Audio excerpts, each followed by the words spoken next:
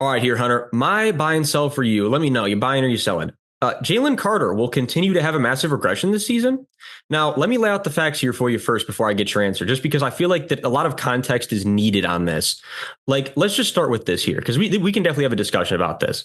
After 2 weeks, right now, Jalen Carter only has 4 assisted tackles, 0 solo tackles, 0 sacks, 0 tackles for loss, and only 1 QB hit. Now, granted, he did only have 8 QB hits last year, right? We know that his double team rate is relatively high. But with all that being said, those numbers are very concerning right off the bat after 2 weeks. Now, let's move on to the second point. He was just benched to start the game versus the Falcons being late to a team event. All right, man, we already know, and I'm going to get to it later, right? That's a red flag added to some things we already know about Jalen Carter. Finished 2023 sixth out of 130 interior D linemen with an 87.4 overall grade. So I feel like that context is very important when we're considering what we're talking about right now. Now, to move on and tie all this together, after week 2, Jalen Carter ranks 107th out of 115 amongst the interior D linemen, with an overall PFF grade of a 38.7, a run grade of a 33.6, which is where he completely struggles when a pass rush grade of 68.2. When I say that out loud, it doesn't sound that concerning because then you say to yourself, well, he still is a relatively solid pass rusher. But here's the thing, Hunter, that everyone always likes to forget. As a D lineman, you have to earn your way to pass rushing by being a good run defender. It marries together. You can't be an elite pass rusher if you're not a good run defender, because then you're only a situational guy and you're not the complete package. And if you're not the complete package, there's no way you're going to be considered amongst the best at your position group. That's just objectively a statement. And that's always how it be in the National Football League, right? And to move on to something we already kind of touched on, look, we already have had character concerns prior to the draft. We already were a little bit, right? Everyone was already a little bit worried about Jalen Carter, to put it as nicely as possible. Well, this certainly isn't helping the case in the slightest. And to tie my final point into it here, Hunter, and I'm going to let you go from here. Look, we already talked about Vic Fangio and how we're concerned about him. But on top of all that, they're already concerned about his defense and all that. Look, regardless of that, Vic Fangio is not going to change. He is who he is.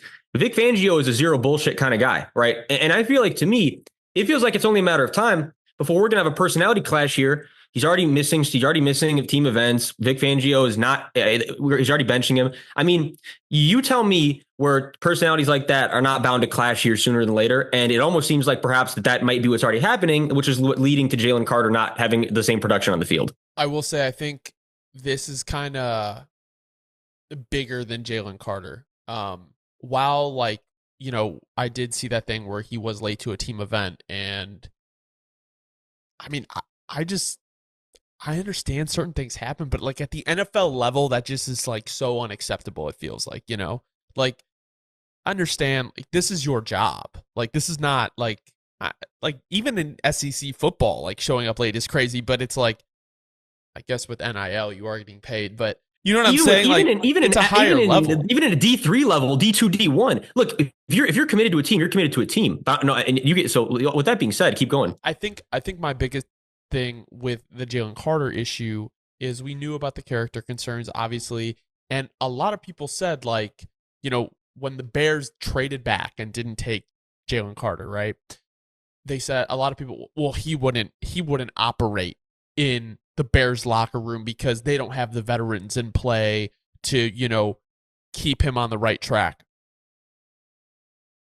Dude, I don't know if the Eagles are necessarily the place for Jalen Carter at this moment. I don't know what place is the place for Jalen Carter at this moment.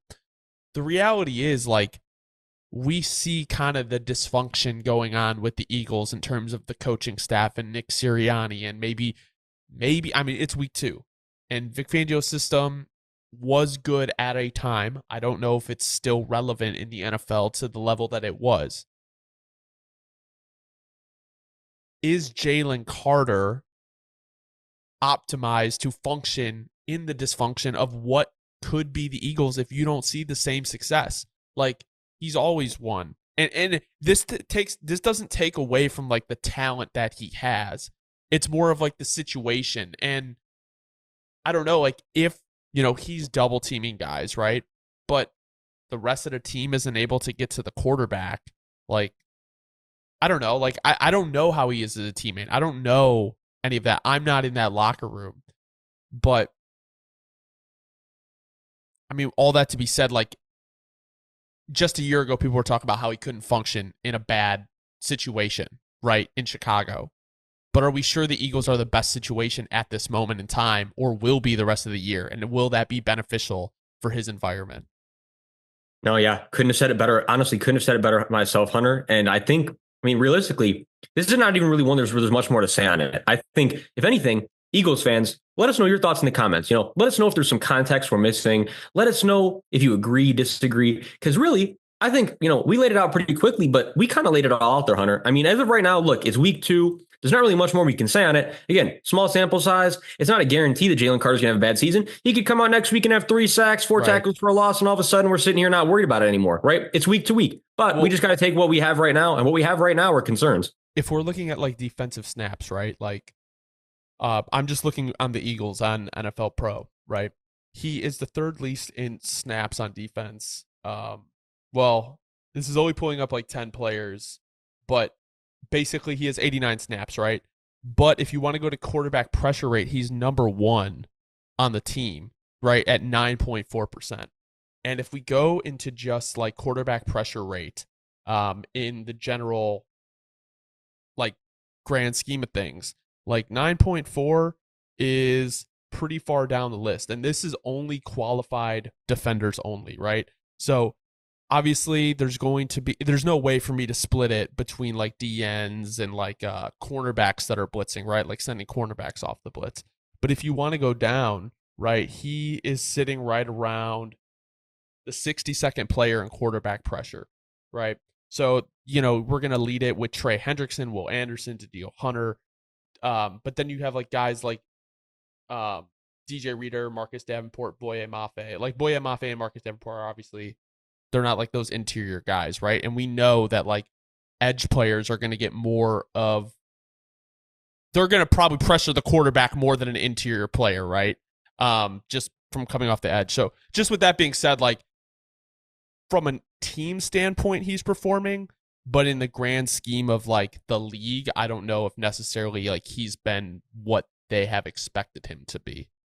No, I was going to say, to second your point, look, yeah, that pressure rate, if we're talking about, and again, I'm just spitballing what I already know. I'm not even looking at NFL Pro right now. But if we're talking about elite pressure numbers, look, elite pressure numbers are going to be anywhere from about 16 to 21 plus, right? 16 to 21% plus. Anything about that, you're looking at, that's pretty elite numbers for pressure, right? So to your point here, Hunter, if you're the highest guy in your team is 9.1, that is a major red flag, not only for that player, but it's a major red flag for the way the entire defense operates. But to Jalen Carter's credit, to kind of spin it here, last thing, well, look, if you're the 9.1, you're the highest, well, then yeah, you're going to be getting double teamed the most. All the attention's on you, and someone else has to make a play before your pressure rate can come up. That's just football. So, I mean, it's not all on Jalen Carter in the slightest. But with all that being said, his run defense right now is abysmal. He isn't splitting double teams. He's making no move off of a double team. So when that's happening, and everybody else can just get one-on-one, and they can run the ball down your throat, which is exactly what's happening right now to the Eagles, you have what you have, and these are the results we're seeing. So I don't know if I buy that he's going to have a massive regression this year, simply because it is a new defense, and we are going to, see people kind of fall more into place as the year goes on. So I think it's possible that he continues to that he could have a regression, but I think I want to wait and see a little bit more of how the year is going to play out. No, that's completely fine. So basically, you're telling me that you might come back and buy it in like week 9 or 10, but right now you have to like put me on hold. It's possible. I think he's one of those players where there's a lot at play. Like, it's not just ball, it's not just ball with him. You have to look at the environment. You have to look at, how he's moving in like team environments. So I think that's probably one of the bigger things with Jalen Carter is there's added variables to his performance. No. Responsible, mature way to look at it here, Hunter. We'll come back to this in due time. But for right now, we just had to lay out the facts.